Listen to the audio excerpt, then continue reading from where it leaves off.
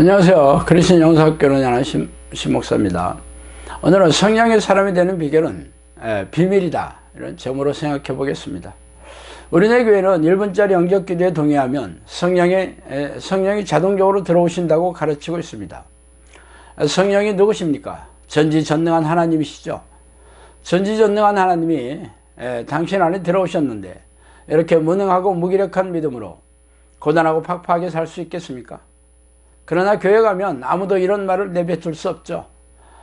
자의적으로 해석한 성경 구절을 들이밀면서 이를 믿지 않는 것은 믿음이 없다고 다그치기 때문입니다. 그러나 그렇게 말하는 목사가 세상에서 가장 불쌍하죠. 중견교회나 대형교회 담임 목사를 제외하고는 대부분의 목사들은 자신의 가족을 부양하기도 힘들어요. 말하자면 먹고 살기도 힘들게 살아가고 있다는 것입니다. 그러면서 자신들이 전지전능한 하나님의 종이라고 말하고 있으니 기가 막히고 있어요. 저는 신대원을 졸업하면서 목사들이 하나님의 종이라는 환상이 깨졌습니다. 평신도 시절에는 목회자들은 뭔가 영적인 능력이 남다르겠지 하는 기대감이 있었어요. 그러나 신대원을 다니면서 전도사 동료들과 목사 선배들을 보면서 이들도 평신도와 전혀 다르지 않다는 사실을 받아들여야 했습니다. 그러면서 설교 난상에 서면 모세와 엘리야와 같은 선지자나 베드로와 바울 같은 사도와 동일시해서 자신의 말이 하나님의 말씀이라고 믿으라고 큰 소리를 외치는 모습이 우스꽝스럽기 짝이 없죠. 하기사 고등학교 시절 국민윤리 과목을 가르치는 교사가 철저하게 도덕적으로 살기 때문에 학생들에게 국민윤리를 가르치는 것은 아니지 않습니까? 그러나 제 사역은 성령이 내주하는 기도훈련이라는 거창한 캐치프레이즈를 내걸었어요. 그러면서 성령의 사람은 사도행전에 나오는 사도들과 제자들처럼 성령의 능력으로 기적과 이적으로 전지전능한 하나님의 사람임을 증명해 보여야 한다고 큰소리를 떵떵 치고 있어요. 그러나 우리네 교회는 제 주장 따위는 귓등으로 듣고 있죠. 우리네 교회에서는 사도행전의 기적과 이적이 역사가 AD 1세기에 종료되었다는 세대주의 신학자들의 주장을 그대로 베껴서 가르치고 있기 때문입니다. 지금은 성경이 완성된 시대이므로 성경 공부를 열심히 하고 예배의식에 열심히 참석하고 교회 봉사를 하면 천국에 들어가는 것은 당연하고 하나님의 축복을 받아 형통하게 살게 된다고 가르치고 있죠. 기적과 이적이 AD 1세기에만 보여주었던 하나님의 쇼타임이었다고요? 어떻게 이런 가짜뉴스를 거침없이 말할 수가 있습니까? 성경은 창세기 1장에서부터 계시록 마지막 장까지 기적으로 도배하다시피 한 책입니다. 그런데 기적과 이적의 역사가 사도행전에만 나타나는 하나님의 통치 방식이라고요? 지나가는 개가 배꼽을 잡고 웃을 일이죠.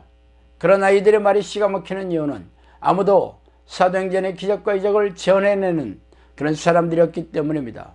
사실 저도 처음에 인터넷 카페와 블로그를 열고 칼럼을 쓰고 유튜브 동영상으로 성령의 사람은 기적과 이적으로 증명해 보여야 한다고 주장하니까 수많은 사람들이 벌떼처럼 공격했어요. 그들은 신목사, 당신은 사도행전의 사도들과 제자처럼 기적과 이적으로 증명하고 있느냐면서 소리를 질러댔습니다. 그래서 저는 그들에게 궁금하면 영성학교에 와서 사람들을 붙잡고 사실을 확인해 보라고 대답했더니 아무도 이에 대해 더 이상 말을 하지 않더라고요. 아니, 그렇게 잡아먹을 듯이 달라붙던 사람들이 왜 이렇게 조용해진 거지? 그 이유는 나중에 알게 되었습니다. 그렇게 말하면 죄다 꼬리를 내렸기 때문이겠죠. 그러다 제가 와서 확인해 보라고 하니까 이를 확인할 생각도 없으며 제 말을 믿고 싶은 생각조차 없어 그냥 사라진 것이죠. 그러나 문제는 그게 전부가 아니에요. 제가 영성학교 문을 열고 기도훈련을 시작한 지 5년이 넘었다는 거죠. 그동안 수백 명의 사람에게서 정신질환과 후줄병이 나오며 각종 기적과 이적으로 삶의 문제가 해결된 것은 사실입니다. 그러나 여전히 성령의 사람이라고 내세울 수 있는 사람들은 소수에 불과해요. 그게 제가 마주한 암울한 현실입니다. 제가 10년 동안 쉬지 않고 하나님을 부르는 기도를 해왔고 11년 차에 성령께서 말을 걸어오셨으며 3년 동안 귀신을 쫓아내주는 훈련을 해주시고 나서 중대 영성학교를 열어주신 지도 5년이 넘었어요. 성령께서는 많은 양들을 보내줄 테니까 기도훈련을 시키라고 명령하셨습니다. 그래서 그동안 수많은 사람들이 찾아와서 기도훈련을 시작했고 기도를 마치고 영성학교를 교회 공동체로 삼아 눌러앉은 이들이 어린 자녀들까지 포함 150명이 가까이 돼요. 그러나 여전히 성령의 사람이라는 사인이 없습니다. 이들은 저의 기도 훈련을 따라 적어도 하루 3시간 이상 열심히 기도하고 있는데도 말이죠. 제가 5년이 흐르면서 그 이유에 대해 깨닫게 되었어요. 아무리 성령께서 보내준 사람이라고 할지라도 성령의 사람이 되는 수준은 성경대로 기도해야 된다고 말이죠. 제가 영성학교를 시작하기 전에 기도할 때 하루 종일 기도하려고 했었습니다. 아침에 일어나서 잠자리에 눕는 시간까지 하나님의 생각이 머리를 떠나지 않았어요.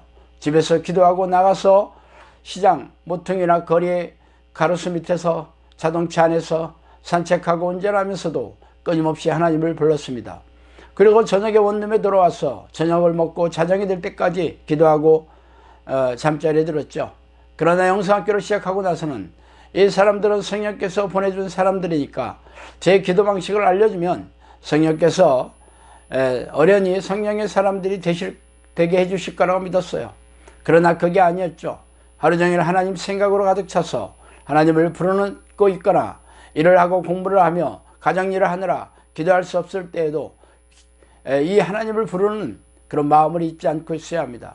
이런 기준은 저뿐 아니라 하나님이 불러주신 모든 자녀들에게도 동일하게 적용하신다는 사실을 알게 되었어요. 즉 성경 말씀대로 마음과 힘을 다해 하나님을 부르고 쉬지 않고 전심으로 성령의 내주를 간구해야 한다는 것이죠. 그러나 성경 지식이 해박한 목회자들이나 평생 교회 다니는 교인들이 이 사실에 대해 무지하며 영성학교에서 기도훈련을 받는 식구들조차 깨닫지 못하고 있는 이들도 적지 않다는 것이 놀랍습니다. 그래서 비밀인 셈이에요.